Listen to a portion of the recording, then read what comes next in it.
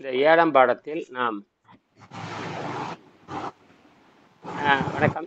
7ஆம் பாடத்துல நாம் ஏன் இது தொழில் முறையாக நேத்தெல்லாம் வணக்கம் பார்த்தேன். ஐயா. பயோ ஃபோட்டான்லாம் பார்த்தேன் நான். அருமையா இருக்கு. பார்த்தேன். அதை வந்து மீனாட்சி எல்லாம் கம்ப்ளீட்டா படிச்சுட்டேன் எல்லாத்தையுமே. இதெல்லாம் ஆரம்பத்துல இதில் பார்த்துட்டேன். அது மீனாட்சி வந்தது, மீன் போனது எல்லாம் கரெக்டு தான். இதெல்லாம் வந்து ஒளியின் செயல்பாடு தான். எல்லாமே ஒளியின் செயல்பாடு தான். ஒளி தான். அப்ப இது இங்க தாவரத்துல தொடங்குது.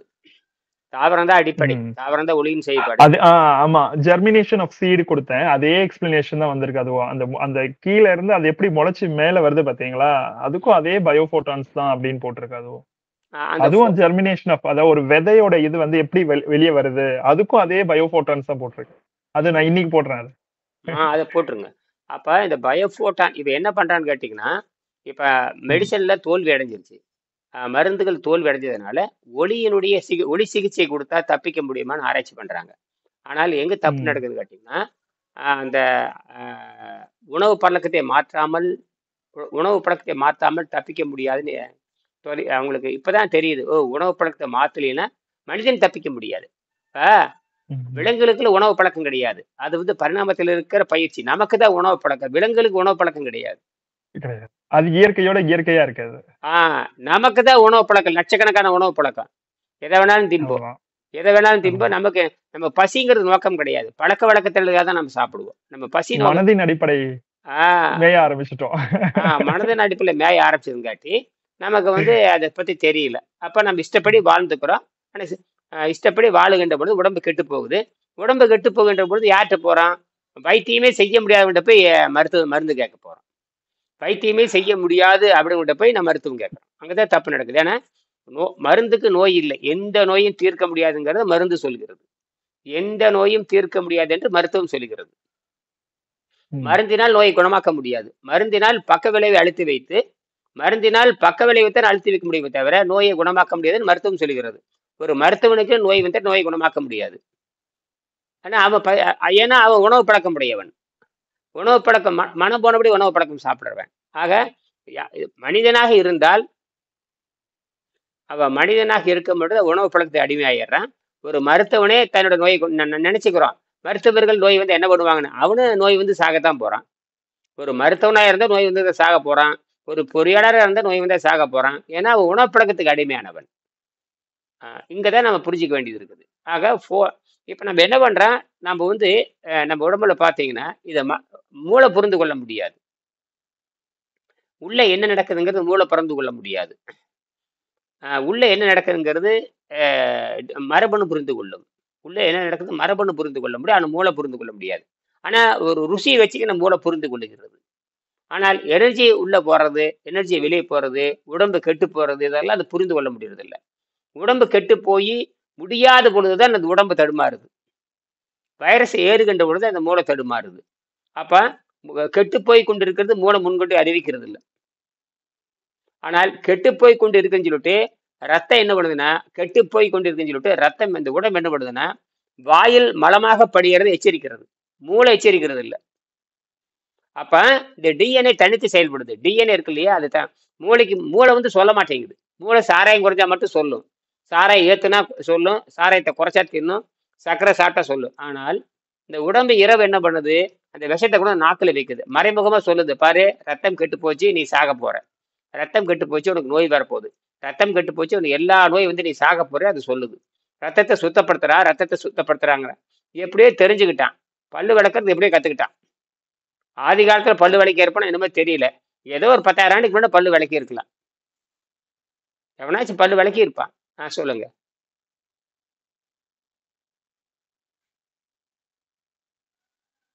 உங்களது உங்க சத்தம் கேட்கல. ம். மலட்டுத்தன்மை அப்படின்றது மனிதர்களுக்கு மட்டும்தான் மலட்டுத்தன்மை ஒண்ணு இருக்கு. எந்த ஒரு ஜீவராசிக்குமே மலட்டுத்தன்மை ஒன்று கிடையவே கிடையாது. ஆமா, அருமை. நல்ல நல்ல அப்போ கண்டுபிடிப்பு. நம்மளுடைய உணவு முறை தான். உணவு முறையினால மட்டும்தான் நம்ம வந்து மலட்டுத்தன்மை ஒண்ணு வருது இல்லையா அப்போ? சோ ஆமா எந்த ஆமா. ஒரு ஜீவராசிக்குமே மலட்டுத்தன்மை ஒண்ணு கிடையவே கிடையாது. ஆ இதுல ஆச்சரியமா பாத்தீங்கன்னா அந்த மலட்டு மரம்னு ஒண்ணு இருக்குது. மலட்டு மரம் இருக்கு. ஆண் மரம் இருக்குது, பெண் மரம் இருக்குது, மலட்டு மரம் இருக்கு. அது வேற. புரியுதா? ம். அலிமரம் ஒண்ணு இருக்கு. அது வந்து மரத்திலேயே அலிமரம்னு ஒண்ணு இருக்கு. அது பூ பூக்காது. எதுக்கு அதை விட்டுட்டுங்க. பொதுவாகவே இயற்கையில வந்து அதை இனப்பெருக்கம் பண்ணிக்கிட்டே இருக்கு. இனப்பெருக்கம் கோடிக்கணக்கிலான்னு பண்ணிட்டே இருக்கு. கோடிக்கணக்கில், லட்சக்கணக்குல. ஒரு மரம் ஒரு ஐயா மரம் இப்ப ஆண்களுக்கு மலட்டுத்தன்மை வரதுக்கு காரணம் அவனோட உணவு பழக்கம் மூலியமாக ரத்தம் கெட்டு போறது மூலியமாக தான் மலட்டுத்தன்மை வரது வாய்ப்பு இருக்கே தவிர இயற்கையாக மலட்டுத்தன்மை ஒண்ணு கிடையாது இல்லையா? கிடையவே கிடையாது, யாருக்குமே கிடையவே இல்லை. ஆனா நம்ம கிடையாது. வந்து செயற்கை முறையில் நீர் மருத்துவத்தை கடைபிடிச்சு உடம்ப சுத்தம் பண்ணுகின்ற போது அந்த மலட்டுத்தன்மையை மாறி குழந்தை பெற்றக்கூடிய பாக்கியம் பரிபூர்ணமாக கிடைக்கும் என்பதுதான் உண்மை. ஆ ஆ ஆ, ஆமா, அதுதான் உண்மை, அதுதான் உண்மை. ஏன்னா இதுல இந்த முதல் பக்கத்துல பாத்தீங்கன்னா, முதல் பரிணாம அறிவியல் முதல் பக்கத்துல 1ஆம் பாடத்துல பரிணாம அறிவியல் டார்வின் சார்லஸ் டார்வின் சித்தாந்தம் அது எதிர்காலத்தில் எந்த மாதிரி வளர்ச்சி அடையும் என்று எதிர்பார்க்கு. அதுல பாத்தீங்கன்னா 7வது பிரிவுல பாத்தீங்கன்னா, நிலைத்து வாழ்வது, இனப்பெருக்கம் செய்வதோடு நிலைத்து வாழ்கிறான். அப்ப என்ன அர்த்தம்? இனப்பெருக்கம் செய்வதோடு, அடிப்படையே இனப்பெருக்கம் செய்வதோடு, அது ஆச்சரியமா இருக்கு இல்லையா? பிரபஞ்ச இனப்பெருக்கம் ரகசியமே செய்வதோடு, இனப்பெருக்கம் செய்வது சொல்ற ஐயா சொல்ற மாதிரி அதேதான். பிரபஞ்ச ரகசியமே இனப்பெருக்கம் செய்வதுதான். ஆமாம், இனப்பெருக்கம் செய்வதோடு அவன் நிலைத்து வாழ்கிறான். நிலைத்து வாழ்தல் ஆஹ் 7ஆம் அறிவு இனப்ப கொண்டு ஆஹ் வாழ்கின்ற பொழுது அதுல நீ வந்து அதுல நீ ஒழுக்கமா இருக்கிறியா, பண்பாடா இருக்கிறியாங்கிற அது வேற. ஆனால் இனப்பெருக்கம் செய்கிற அது வேற. நீ ஒழுக்கமா இருக்கிறியா, ஒரு உண்டாட்டி கட்டிக்கிறியா, 10 அதெல்லாம் வேற. ஆனால் உனக்கு என்ன தகுதி வந்துருக்குது? இனப்பெருக்கம் செய்கின்ற தந்தி வந்துரு. எத்தனை வயசுல? 100 வயசுல இனப்பெருக்கம் செய்ய முடியும். ஒரு ஆண், சுத்தமான பெண்ணும் ஆணும், சுத்தமான பெண்ணும் ஆணும் 100 வயதிலும் இனப்பெருக்கம் செய்ய முடியும். ஒரே ஒரு கண்டிஷன், உடம்பு சுத்தமா இருந்திருக்கணும். உடம்பு சுத்தமா ஆமா ஓகே அதுதான் பியூரிஃபைடா இருக்கணும். பியூரிஃபைடா இருக்கு. ஏன்னா எல்லா பெண்களும் சரி, எல்லா ஆண்களும் சரி, பெருங்குடலை மலத்தை வச்சிருப்பாங்க. எல்லா பெண்களும் ஆண்களும் பெருங்குடலை மலத்தை வைத்துக் கொண்டு தான் சுத்துகிறார்கள். ஒரு ஒரு ஒரு கேள்விங்கய்யா. பட் ஆனா இந்த பெண்களுக்கு வந்து அந்த மெனோபாஸ்ன்னு சொல்றாங்க இல்லையா, அந்த கரு உற்பத்தி ஆகுறது ஸ்டாப் ஆன பிறகு மறுபடியும் ப்ரொடியூஸ் ஆகுமா அது? ஏன்னா அவங்களுக்கு சுத்தம் சரி, கரெக்ட் தான். அவங்க சொல்றாரு பாரு. சொல்லுங்க சொல்லுங்க குணசேகரன். உடம்பு சுத்தமாயிட்டாவே அவங்களுக்கு வந்து அந்த மென்சன் டைம் வரதுக்கு வாய்ப்புகள் கிடையாது. மென்சன் டைம் வரனாலும் பியூரிஃபைடான உடம்புல கணவன் மனைவி சேர்ந்தா கரு உருவாகி குழந்தை பிறக்கும் என்பதுதான் நம்ம நீர் மருத்துவடைய ரகசிய உண்மை. அதை வந்து நம்ம டாக்டர் வந்து அர்னால்ட் அதை ப்ரூவ் பண்ணியிருக்காப்ல 1920. கரெக்ட் கரெக்ட் தான். இது என்ன நடக்குதுன்னு அது கேட்டீங்கன்னா, புரியுதுங்கய்யா, அது புரியுது. பட் ஆனா அந்த மெனோபாஸ் சொல்றது அந்த 50 வயசுல ஸ்டாப் ஆகும் சரி, இல்லையா, ஆமா, அதுக்கப்புறம் நின்னு போயிருன்னு மறுபடியும் சொல்றாங்க இல்லையா, உருவாகும். அதெல்லாம் சரிதான். அது என்ன ஆகுதுன்னு கேட்டீங்கன்னா, இந்த பயிற்சிக்கு வர்றப்ப வேறு பரிணாமத்துக்கு மாறிடுது. என்னது? வேறு தூய்மையான உடலுக்கு வேறு வேறு எவல்யூஷன் சேஞ்ச் ஆயிருது. நீ அசுத்தமா இருந்தீங்கன்னா குறிப்பிட்ட நாளுக்கு மேல பெத்த முடியாது. அசுத்தமா இருந்தீங்கன்னா அந்த மாதிரி ஏற்படும். நீ அவ்வளவுதான், உனக்கு இந்த குழந்தை பாக்கியம் கிடையாதுடா அப்படிங்குது. அதாவது அசுத்தமா இருக்கிறப்ப இவ்வளவுதான். அது அசுத்தத்துல கூட நீ குழந்தை பெற்றுக்க முடியுது. சுத்தமாயிட்டா என்னைக்கும் குழந்தை பெற்றுக்கலாம். அப்ப வேறு பரிணாமத்துக்கு மாறுது. அசுத்தமா இருக்கிறப்ப ஒரு பரிணாமம், சுத்தமாயிட்டா வேறொரு பரிணாமம். ஏன்னா சுத்தம் இந்த 2 பரிணாமம்.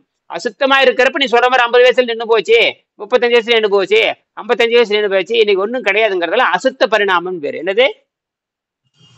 அதே நமக்கு ஐயா இன்னொரு விஷயம், நாம வந்து சுத்தம் பண்ணா நமக்கு வேற பரிணாமத்துக்கு போகின்ற போது, நம்ம விண்வெளியில போகின்ற போது அதே பரிணாமத்தோட நம்ம அங்க வாழ முடியும். ஆமா, அதே வந்து ஃபாரின்ல இருக்கிறவங்க வந்து சுத்தம் பண்ணாம தான் மேல போறாங்க, அவங்களுக்கு போய் பரிணாமப்படுதுன்னு சொல்றாங்க. ஆமா, வீடியோ போட்டீங்களா ஐயா? கரெக்ட் கரெக்ட் தான், சரிதான் சரிதான். அதாவது என்ன சொன்னீங்க, நேர்க்க சொல்லுங்க ஐயா. நாம இங்க வந்து உடம்பு வந்து பிரிப்பைட் நீர் மருத்துவத்தை கொண்டு உடம்பை பிரிப்பைட் ஆனாவே நமக்கு இங்கேயே மாற்றம் ஏற்பட்டு போகுது. விண்வெளிக்கு போகிற தகுதி நம்ம இங்கேயே பெற்றுறோம். ஆமாம் ஆமா, சரிதான் சரிதான். அந்த மூலப்பொருளுக்கு வந்து மாற்றம் ஏற்பட்டு போகுது. இல்ல அங்க போனீங்கன்னா பரிணாம மாற்றம் ஏற்படாது. அந்த சூழலுக்கு ஏத்த மாதிரி உடம்பு மாறுபடுது. உடம்ப மாத்திக்கும், அதுதான் பரிணாமம். அந்த அந்த அந்த தகுதி இங்கே பெற்றுக் கொள்கிறோம். அந்த தகுதி இங்கே பெற்றுக்கொள்ள மேலும் சரிதான் சரிதான். சுத்தமாகின்ற பொழுது அந்த விண்வெளியில் வாழ்கின்ற தகுதி இங்கேயே வந்து விடுகிறது. கூடுதலான தகுதி அங்கவே கிடைக்கும். அதாவது அடிப்படை தகுதி, கூடுதலான தகுதி மேலும் கிடைக்கும். இப்ப இங்க அதுக்கான தகுதி தொடங்கி விடுகிறது, அங்க போன கூடுதலான தகுதியாக மாறுகிறது. நம்ம இது வந்து ஒரு விதை நெல்லை நம்ம எடுத்துட்டு போய் சேகரிச்சு வைக்கணும். இப்ப எல்லாம் எடுத்துட்டு போய் இங்க என்னன்னா, இந்த விண்வெளி சக்தியில வாழ்கின்ற நாட்கள் ஜீரோல தான் அங்க வாழ போகுது. இப்ப நல்லா பாருங்க, அங்க எல்லாம் ஜீரோ தான். விண்வெளியே 400 மேல பாத்தீங்கன்னா 400 கிலோமீட்டர் தான். அண்ணாந்து பாத்தீங்கன்னா நட்சத்திரம், அண்ணாந்து பாருங்க எல்லாமே தெரியும். 400 கிலோமீட்டர் உயரத்துல தான் அவங்க குடி இருக்கிறாங்க, செயற்கை வீடு கட்டி வாழ்றாங்க. செயற்கை lab, artificial lab, artificial earth lab, artificial எல்லாமே எர்த் தான், ஆர்டிபிஷியல் தான். அங்க ஒரு வினாடி கூட அந்த வீட்டை விட்டு வெளியே வர முடியாது. அந்த குடில் விண்வெளி குடில்னு சொல்லுவாங்க. விண்வெளி குடில், ஸ்பேஸ் ஸ்டேஷன் பாங்க, ரயில்வே ஸ்டேஷன் மாதிரி ஸ்பேஸ் ஸ்டேஷன், தமிழ்ல விண்வெளி குடில். ஒரு வினாடி கூட வெளியே வந்து வாழ முடியாது. ஏன்னா அங்க வந்து ஜீரோ, எல்லாமே ஜீரோ இருக்கு. நைட்ரஜன் கிடையாது, ஆக்சிஜன் கிடையாது, ப்ரெஷர் இருக்கு, ஹை கூலிங் இருக்கும், அல்ல ஹை ஹீட் இருக்கலாம், ஹை கூலிங் இருக்கலாம், -273 கூலிங்கா இருக்கலாம், அல்ல ஹீட்டா இருக்கலாம். ரேடியேஷன் பயங்கரமா இருக்கும், கதிர்வீச்சு. என்னது கதிர்வீச்சு பயங்கரமா இருக்கும். சரி, அதெல்லாம் இருக்கட்டும். பயங்கரமா இருக்கு. அதனால அதுக்கு தான் இந்த பாதுகாப்பு பண்ணி பண்றான், பயங்கரமான சிஸ்டம். சரிங்களா? உள்ள போற வரைக்கும் தான் பாதுகாப்பு. உள்ள போயிடுச்சு வீடே வந்து அந்த வீடே முழுமையாக பாதுகாக்கப்பட்ட வீடு. அதனால இந்த மூக்குல எதுவும் போட மாட்டாங்க. ஏன்னா அதுக்கு தான் போறப்பதான் மூக்குல போட்டு போவாங்க. உள்ள போனதுக்கு அப்புறம் கழட்டி வீசிடுவாங்க. அந்த வீடே வந்து பார்த்தீங்கன்னா ஒரு பெரிய செயற்கை வீடு மாதிரி சுவாசத்துக்கு தனியா வச்சிருப்பாங்க. சுவாசம் ஆயிட்டே நடந்துட்டே இருக்கும், காத்து கீத்து. ஒரு குறிப்பிட்ட நாளுக்கு அப்புறம் காற்றெல்லாம் கெட்டு போனதுக்கு அப்புறம் இந்த கெட்ட காத்த மறுபடியும் விண்வெளியில உறிஞ்சி வெளிதள்ளிடுவாங்க. விண்வெளியில் உறிஞ்சி வெளிதள்ளிடுவாங்க. இதெல்லாம் நடக்குது. அதாவது ஒரு 6 மாசம் ஆகிறப்போ ஒரு 5 பேர் 6 பேர் உள்ள சுவாசம் பண்ணும்பொழுது நாற்றம் வந்துடும். அந்த ரூமே நாத்தமாயிரும். ஒரு ரூமே கெட்டு போயிரு. உள்ள திறந்து வைக்காத ரூமை பார்த்து உள்ள போன நாத்தம் அடிக்கும். திறந்து வைக்காத ரூம் இருக்கு இல்லையா, உள்ள போய் பாருங்க, துர்நாற்றம் அடிக்கும். நல்ல காற்றோட்டம் இருந்ததுன்னு வச்சுக்கோங்க, அந்த ரூம் வந்து நல்ல, அந்த அறை வந்து நல்ல வாசமா இருக்கு. மூடப்பட்ட அறை வந்து எப்படி நாத்தம் அடிக்குதே இல்லையா? மூடப்பட்ட அறை ஏன் நாத்தம் அடிக்குது? காற்றோட்டம் இல்லாத கெட்டு போச்சு. என்னது காற்றோட்டம் இல்லாம கெட்டு போச்சுங்க ஐயா. ஏங்க கழிவறை, அதாவது கழிவறையை சுத்தம் பண்றப்ப எத்தனை பேர் செத்து போறாங்க தெரியுமா? கார்பன் டை ஆக்சைடு, அந்த கார்பன் டை ஆக்சைடு ஃபுல்லா இருக்கும், அவ்வளவுதான். ஆக்சிஜன் முடிஞ்சிடும் அந்த இடத்துல, வெறும் கார்பன் டை ஆக்சைடு மட்டும் தான் இருக்கும். அதை குறிப்பிட்ட நாளுக்கு அப்புறம் என்ன பண்ணுவாங்கன்னா, அசுத்த காற்று வந்து விண்வெளியில உறிஞ்சி வெளிதள்ளிடுவாங்க. விரிச்சு புது காற்று உள்ள. இதெல்லாம் நடந்துகிட்டு இருக்குது. இதெல்லாம் எனக்கு இதெல்லாம் தெரியாம விண்வெளிக்கு போவானா? சப்போஸ் நம்ம அதுக்குள்ளேயே வந்து மரம் செடிகளை வளர்த்தோம்னு நினைச்சுக்கோங்களேன், சோ அதற்கான மறுசுழற்சி அங்கேயே நடக்கிறதுக்கு வாய்ப்பு இருக்கும் இல்லையா? அதுதான் பண்றானுங்க. அதுதான் தாவரத்தை முளைச்சிட்டு இருக்க, தாவரத்தை முளைச்சிட்டு இருக்குது, நல்லா முளைச்சிட்டு இருக்குது. இனி மரத்தை நடுறதான் பாக்கி. செடியெல்லாம் வந்தாச்சு.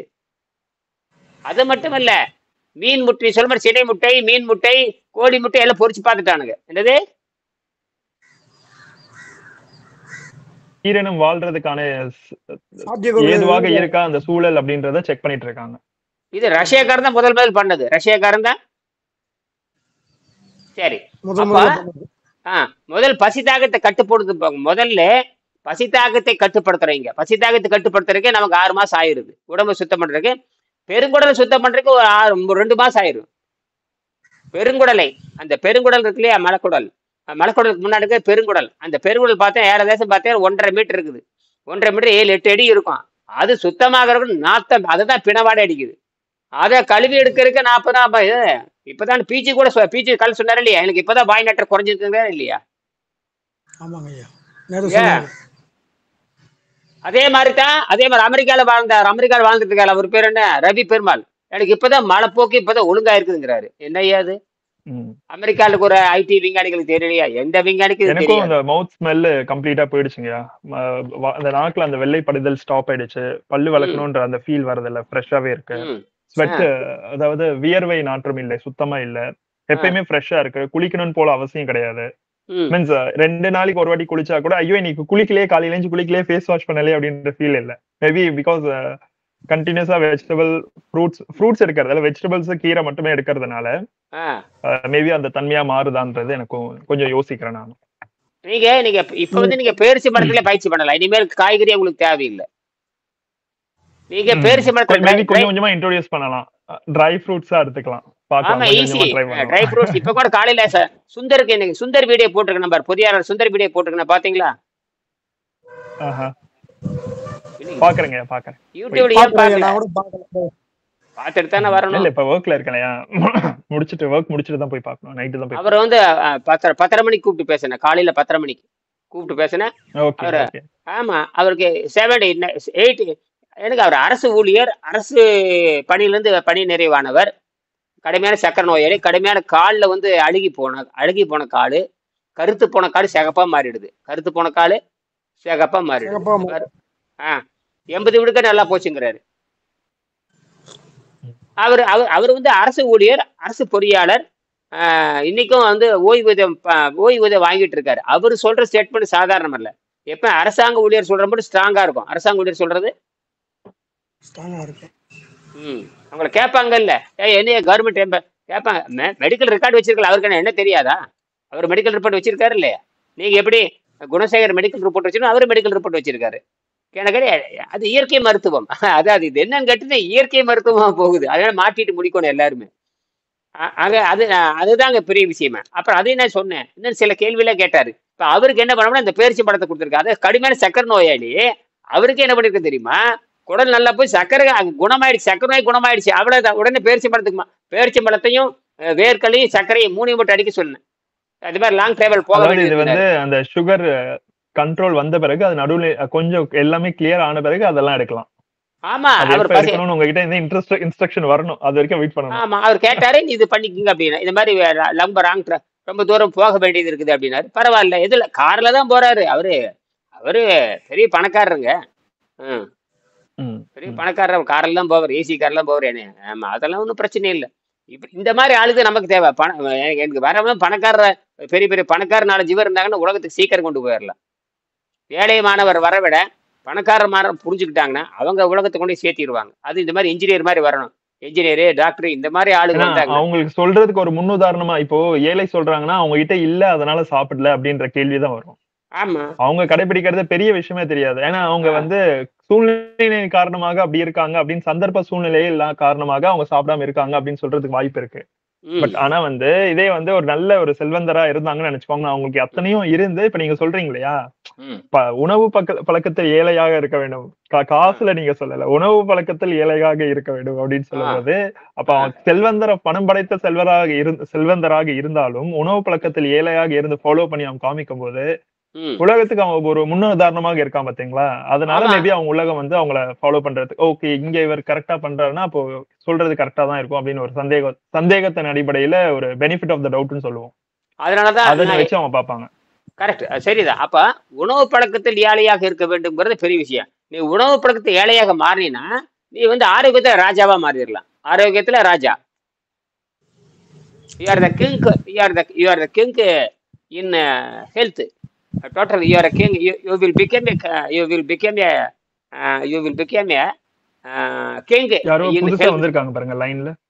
புதுசா யாரோ வந்திருக்காங்களா இல்லாட்டி ஆல்ரெடி இருக்கவங்களா? யாரோ ஒருத்தர் வந்தாங்க. கோகிலாம்பாள் போட்டிருக்காங்க. கோகிலாம்பாள், வணக்கம் கோகிலாம்பாள். வணக்கம் கோகிலாம்பாள், வணக்கம். மியூட்ல இருக்காங்கன்னு நினைக்கிறேங்க. அன்மியூட் பண்ணிட்டு பேச சொல்லலாம். வணக்கம், பேசுங்க கோகிலாம்பாள். எங்க இருந்து வந்திருக்கீங்க? ஒரு நிமிஷம் பேசலாம். பேசுறீங்களா கோகிலாம்? சரி விடுங்க. பேசலாம் கோகிலாம்பாள், நீங்க பேசலாம். உங்களை அறிமுகப்படுத்திக்கங்க. சரி சரி. 4:50, 5 மணிக்கு முடிச்சிடலாம். 10 நிமிஷத்துல முடிச்சிடலாம். 10 நிமிஷம் தான். சொல்லுங்க. இப்ப ஏதாவது ஞானசேகரன் சொல்லுங்க, ஏதாவது சந்தேகம் இருக்கா? இம்ப்ரூவ்மெண்ட் எதாவது இருந்தா சொல்லுங்க. ஏதாவது இம்ப்ரூவ்மெண்ட்? இன்னைக்கு 4வது நாள், 5வது நாள், 4வது நாள் தண்ணியா? ஆமாங்க. நல்லா ஹெல்த்தா இருக்கேன். இன்னைக்கு ஒரு 100 கிலோமீட்டர் வண்டி ஓட்டினேன், 2 வீலர். 100 கிலோமீட்டர் வண்டி ஓட்டி இருக்கிறீங்க, எந்த சோர்வும் இல்லாம? ஆமா, சோர்வும் இல்ல, டயர்னஸும் இல்ல. டெத் விஷயமா போயிட்டு வந்தோம். நம்ம தெரிஞ்சவர் ஒருத்தர் காலமாயிட்டாரு. சரி சரி சரி. இருந்துட்டு வந்தேன். ஒன்னும் பிரச்சனை 100 கிலோமீட்டர் போறதுக்கு 50 கிலோமீட்டர், வரக்கு 100 கிலோமீட்டர். அது கடுமையான வறட்சி, கடுமையான வெயில் வேற. கடுமையான வறட்சி, கடுமையான வெயில் வேற. புரியுதா? இந்த வெயில்லாம் ஐயா ரொம்ப கூலிங்கா இருந்த மாதிரி தான். இந்த வெயில் ஒன்றும் தெரியலங்க ஐயா. வெயில் ஒன்றும் தெரியல. எவ்வளவு தூரம் போனீங்க? உங்க ஊர் மன்சூராபாத் கிராமம். அங்கிருந்து எவ்வளவு தூரம் போனீங்க? 50 கிலோமீட்டருங்க ஐயா. எந்த ஊருக்கு போனீங்க? மன்சூராபாத்ல இருந்து எந்த ஊருக்கு போனீங்க? ஜமுனாபுத்தூர் ஐயா, மலை பக்கம். ஜமுனாபுத்திரம். ஜமுனாபுத்தூர் எந்த மலை? அங்க எந்த மலை இருக்கு? மலை தொடர்ச்சி இருக்குது அங்க? அது ஜமுனாபுத்தூர் ஒரு மலை தொடர்ச்சி மாதிரி தாங்க ஐயா, காட்டு பகுதி. இந்த பகுதிக்கு தாங்க லாஸ்ட். ஓ சரி சரி சரி. அங்கெல்லாம் எப்படி இருக்கு விவசாயம்? அங்க போற வழியில அப்படி பார்த்துட்டு விவசாயம் எப்படி இருக்கு? தண்ணி சத்து எப்படி இருக்குது? நீர் சத்துல எப்படி இருக்கு? நல்லா இருக்கா? இப்ப நல்லா இருக்கு ஐயா. இப்ப இந்த வருஷம் எல்லாம் பசுமையா தான் இருக்கு. பசுமையா தான் இருக்கு. நல்லது நல்லது. சரி சரி. இப்போ நிலையான வேலை வாய்ப்பு இந்த 7ஆம் பாடத்துல பாத்தீங்கன்னா, 7ஆம் பாடத்தை பாத்தீங்கன்னா நிலையான வேலை வாய்ப்பு உருவாக்க வேண்டும். அதனால நம்ம நோக்கம் இதை எல்லாரும் தொழில் செய்து பணம் சம்பாதிக்க வேண்டும். இந்த எப்படி எல்லாரும் பணம் சம்பாதிக்கிறாங்களோ நாம் இதை வைத்து கொண்டு பணம் சம்பாதிக்க வேண்டும். அதை யாருனால முடியுமோ அவங்க பணம் சம்பாதிக்கலாம். இப்போ ஞானசேகர் இது முடியும்னா அவங்க இதை வந்து பணம் சம்பாதிக்கலாம். இப்போ நான் இது முடியும்னா பணம் யார் யாருக்கு முடிஞ்சு அவங்க பணம் சம்பாதிக்கலாம். இதை வைத்துக்கொண்டு நீங்க பணம் சம்பாதிக்கலாம். யாராருக்கு முடியுமோ யாராருக்கு முடியுமோ பணம் சம்பாரிச்சு காமிச்சாச்சு. ஞானசேகரனுக்கு எப்படி பணம் சம்பாதிக்குன்னு காமிச்சாச்சு. நானும் பணம் சம்பாரிச்சுட்டு தான் இருக்கேன். இன்னைக்கு கூட சுந்தரம் வந்து 5000 ஐயாவும் சம்பாரிச்சு எனக்கு 12,000 ரூபாய் கொடுத்தாப்புல இங்க வந்து. ரொம்ப நல்லது. இருந்து வந்து ட்ரைனிங் கொடுத்து ஒரு 12,000 ரூபாய் வாங்கி கொடுத்தாப்புல. இதுதான் இதுதான் இதுதான் வேற என்ன அடுத்தது? சின்ன சந்தேகம். இந்த ஒரே ஒரு சின்ன சந்தேகம். நேத்து ஒரு விஷயம் நான் கேட்டேன், நீங்க பதில் சொன்னீங்க. ஆனா சரியா புரிதல் இருக்கா இல்லையான்னு எனக்கு தெரியல. மறுபடியும் சொல்ற பாருங்க. இப்போ இந்த அசைவ ஃபார் எக்ஸாம்பிள் இந்த வைல்ட் அனிமல்ஸ், இந்த சிங்கம், புலி எல்லாம் அதுவும் வேட்டையாடி சாப்பிடுது. அப்ப வேட்டையாடி சாப்பிடுற அதுக்கு ஏன் நோய் வர்றது இல்லை அப்படின்னா, அது வந்து ஒரு வாட்டி சாப்பிட்ட பிறகு இன்னொரு வாட்டி சாப்பிட்டு குடலை சுத்தம் பண்ணின பிறகுதான் அது இன்னொரு வாட்டி சாப்பிடுது. அதனாலதான் அதுக்கு நோய் வர்றது கிடையாது. ஆமா, நாக்கு அது பாத்தீங்கன்னா அந்த நாக்கை நீட்டினா அது இயற்கையான செந்நிறமா இருக்கும். நம்ம நாய்க்கெல்லாம் பாத்தீங்கன்னா எப்பயுமே பாத்தீங்கன்னா செந்நிறமா தான் இருக்கும். நாக்கு சும்மா வெளியே இழுது பார்த்தோம்னு நினைச்சுக்கோங்களேன், அப்படியே ரெட் ரோஸ் கலர்ல தான் இருக்கும். நாற்றமே அடிக்காது. நாற்றமே அடிக்காது. என்னது? நாற்றமே அடிக்காது. புரியுதா? அதுக்கு காரணம் வந்து அது பசி எடுத்த பிறகு அது வயிற்றுல இருந்து அந்த உணவை கிளியர் பண்ண பிறகுதான் இன்னொரு வாட்டி சாப்பிடும். அது அப்ப இயற்கையாகவே ஒரு அறிவு இருக்கு. அப்போ அது மட்டும் இல்ல, அது சைவமாக இருந்தாலும் சரி அசைவமாக இருந்தாலும் சரி ஆமா குற்றம் ஏற்படாது. அப்போ ஆமா, விலங்குகள் பல்லு வளர்க்காத. விலங்குகள் மாடு, ஆடு, மாடு பல்லு வளர்க்கறதுல குழந்தை பல்லு வளர்க்குது. ஏன் மனித குழந்தை பல்லு வளர்க்குதுன்னா, அது சாதாரண உணவை தின்று ரத்தம் கெட்டு போகின்ற காரணத்தினால் உடம்பு எச்சரிக்கிறது. மூளை எச்சரிக்கிறது இல்ல, உடம்பு எச்சரிக்கிறது. அதுதான் இங்க வந்து மறுபடியும் ஒரு கேள்வி மறுபடியும் வந்துகிட்டே இருக்கு. அப்போ இந்த சாதாரண உணவுக்கும் இப்ப மிருகம் வந்து அசைவ உணவு சாப்பிடுது. அப்ப சாதாரண உணவை விட அசைவ உணவு இன்னும் கொடுமையானது இல்லையா? அப்ப ஏன் மிருகங்களுக்கு நோய் வரலதா அப்படின்ற கேள்வி வந்தது. அது வந்து குடல் சிறுசு, அது வந்து மேல்நிலைக்கு போகாது. அது மேல்நிலை கிடையாது, மனிதனுக்கு தான் மேல்நிலை. நீ ஜீரண நீர் நிறுத்தி பழகணும். நீ வந்து பசி தாகத்தையே கட்டுப்படுத்தணும். என்னது? பகுத்தறிவின் காரணமாக நம்ம மேல்நிலை அடைய விரும்புறோம். அது வந்து பகுத்தறிவு இல்லாதனால மேல்நிலை அடைய விரும்புறதுக்கான வாய்ப்புகள் அந்த போர்ஷன் புரியுதுங்கய்யா, அது புரியுது. அது பகுத்தறிவு அதோட விட்டுருங்க. அதுக்கப்புறம் மனுஷனுக்கு பற்றுவாங்க. மனுஷனுக்கு வாங்க, விலங்கை பத்தி பேசிட்டு இருக்க வேண்டாம். விலங்கு டோட்டல் ஃபெயிலியர். விலங்கு செத்தா என்ன, தின்னா என்ன, பேண்டா என்ன, மண்டானா, அதை பத்தி நாம ஏன் கவலைப்படணும்? எங்க எனக்கு அந்த கேள்வி வருதுன்னா, அதுக்கு நோய் வரது இல்லையா? மனிதனுக்கு மட்டும் ஏன் நோய் வருது? வராட்டி போகுது. ரைட்டு, மனிதனத்தை பத்தி பேசணும். அது செத்து போகிறத பத்தி நாம கவலை. அது மேல்நிலை அடையாத உயிரினம், அதை பத்தி பேசவே கூடாது. ரெண்டாவது வந்து நம்ம உடம்பு வந்து சைவத்துக்கு அது குடல் வந்து அது வந்து பாத்தீங்கன்னா அந்த குடல் வந்து நீளம் குறைவு, நமக்கு குடல் நீளம் அதிகம். நம்ம சைவ பிராணின்னு புரிஞ்சுக்கணும். நம்ம சைவ பிராணி, நான் மனிதனா இருக்கிறோம். சைவ பிறக்கறப்பு அசைவம், அப்புறம் சைவத்துக்கு மாற இடம் என்று நம்ம சைவ பிராணி. ஆனா 6ஆம் அறிவு பெற்ற சைவ பிராணி. விலங்குக்கு 6ஆம் அறிவு கிடையாது இல்ல. நாம வந்து சாவை எதிர்க்கிறவங்க, ஜீரண நீரை எதிர்க்கிறவங்க. என்னது? விலங்கு ஜீரண நீர் எதிர்க்க முடியாது, செத்து போயிடும். அது புரியுது. ஜீரண நீரை எதிர்க்கலன்னு செத்து போயிடும். கரெக்ட். அப்ப அதுக்கு வந்து அந்த அசைவம் சாப்பிடுறதுன்னா அந்த அசைவம் சாப்பிடக்கூடிய அமிலம் அதுக்கு சுரக்கும், நமக்கு சுரக்காது. கரெக்ட். புரியுது. அப்போ அந்த விலங்குகளுக்கு அசைவம் சாப்பிட்டாலும் அசைவத்தை ஜீரணம் செய்யக்கூடிய அந்த அமிலம் நீர் விலங்குகளுக்கு சுரக்கும், மனிதர்களுக்கு சுரக்காது. அதுக்கு ஒரு உதாரணம், அது மிகப்பெரிய கொடூர உதாரணம் தெரியுமா? முதல்லதான் கொடூர உதாரணம். உலகத்திலே கொடூரமான ஜீரநீருடைய, உலகத்திலேயே பல கோடி ஆண்டு கொடூரமான ஜீரநீருடையது முதலை. முதலை பாத்தீங்கன்னா அசையா நாக்கு. மற்ற சிங்கம், புலிக்கெல்லாம் நாக்கு அசையும். சிங்கத்துக்கு நாக்கு அசையும், புலிக்கு நாக்கு கீக்கு எல்லாத்துக்கும் நாக்கு அசையும். ஆனால் இந்த முதலைக்கு நாக்கே அசையாது. அப்படியே ஒரு விலங்க பிடிக்கும், அப்படியே முழுங்கும், சேரோட முழுங்கும், சேரு சகதியோட முழுங்கும். அவ்வளவு சேரு இருக்கும், சேரோட முழுங்கும். என்னது சேரு, மண்ணு சேரு இருக்குல்ல. சோ அது வந்து அதோட ஜீரண நீர் அப்ப அதுக்கு அதிகமா இருக்கிறதுனால அது செரிக்கும் தன்மையும் அதுக்கு உள்ளது. சேத்தோட முழுங்குது. அது நான் மட்டுமில்ல, அந்த உயிரில் இருக்கிற சேர், அந்த உடம்புல எத்தனை சேர் இருக்கு தெரியுமா? அந்த சேரோடு மண்ணோடு இறைச்சியோடு என்னது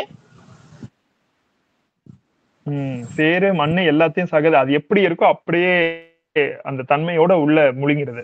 அப்படியே உள்ள போய் மென்னஸ் கூட சாப்பிடுறது கிடையாது.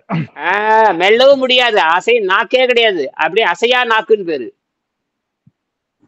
இன்னொரு விஷயம், அதாவது வந்து பாத்தீங்கன்னாக்க விலங்குகளுக்கு வந்து நோய் இல்லைன்னு சொல்லி திருலோகச்சந்தர் சொல்றாரு.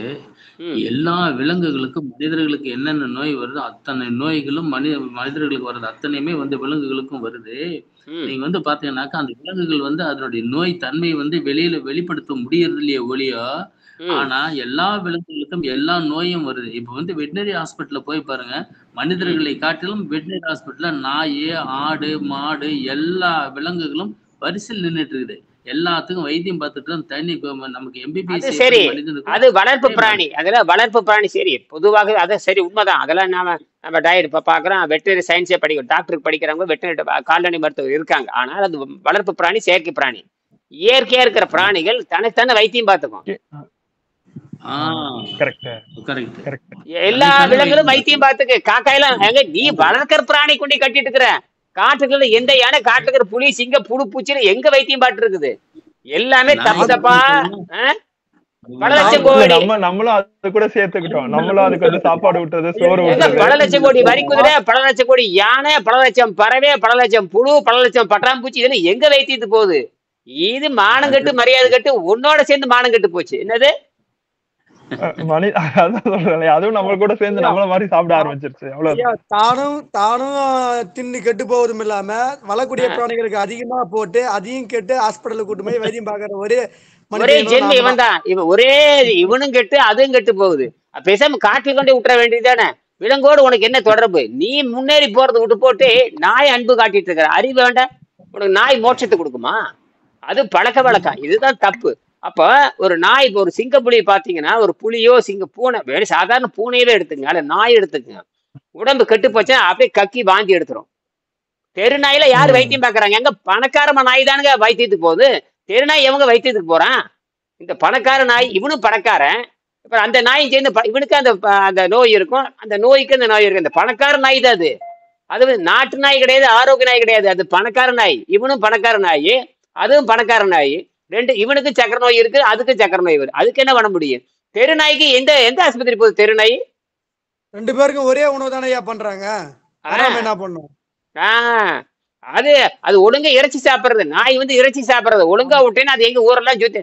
தெருநாய்க்கு எந்த வைத்தியம் கிடையாது. தெருநாய்க்கு நம்ம தான் அதுக்கு டாக் ஃபுட் தனியா போட்டு பேக் போட்டு விக்கிறாங்க. அதுக்கும் பிசினஸ் தானே. அதுக்கும் சோப்பு சாப்பாடுல இருந்து அது ஒரு தனி உலகங்கய்யா. சரி சரி சரி. அது நம்ம இது வந்து மனிதனுடைய கேவலமான புத்தி. இவன் உயிரை நேசிக்கிறான். அன்னைக்கு நம்ம லாஸ்ட் டைம் படிச்சோம் இல்லையா, எல்லாமே வந்து மனிதனுடைய எச்சங்கள், அதெல்லாம் எச்சங்கள் இல்லையா. நம்ம அந்த நிலையை தாண்டி நம்ம வந்துட்டதுனால அதை கவனிக்க அது வந்து நம்மளோட எச்சங்கள் அப்படின்னு நீங்க சொன்னீங்க. ஆமா ஆமா.